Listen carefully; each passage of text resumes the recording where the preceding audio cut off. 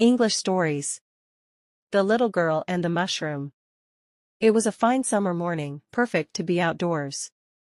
Two sisters had been out mushroom picking, and were on their home with heavy baskets full of mushrooms. They sang songs on the way, and played with each other. Soon they reached a point where they had to cross a railway track.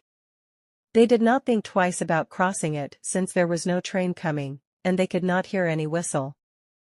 They slowly climbed the embankment to cross the track, taking care not to drop the baskets. They were very near the track and the little sister was about to cross it, when they heard the distinct horn of a train. The older sister got frightened and ran back.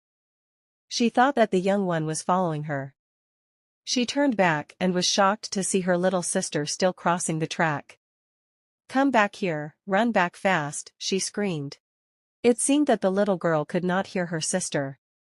She was still concentrating on stepping over the track with her little feet, and holding on to the basket. Then she tripped and fell on the track, scattering her mushrooms around. She sat down and began picking them up and putting in her basket. In the meanwhile, the elder sister had become hysteric. She cried and screamed, calling her little sister to leave the mushrooms and run back, but it seemed as though the little one could not hear her. The engine driver panicked on seeing the girl and blew his whistle with all his might, but she appeared not to hear the whistle. Her sister was now crying loudly, overcome by panic, as the little sister crawled between the tracks on her hands and knees, to pick the rest of the mushrooms. The engine driver was helpless as it was not possible for him to stop the engine suddenly. He blew the whistle as hard as he could, but the engine rolled over the little girl.